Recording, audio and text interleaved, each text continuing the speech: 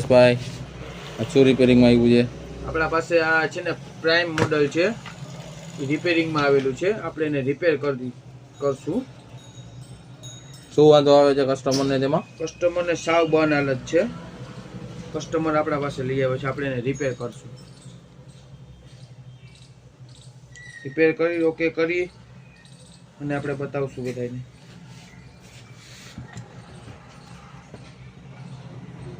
તમે જોઈ શકો છો હિતેશભાઈ રિપેરિંગ કરી રહ્યા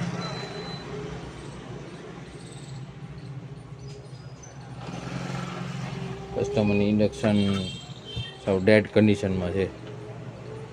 આપણા હિતેશભાઈ એને રિપેર કરી રહ્યા છે.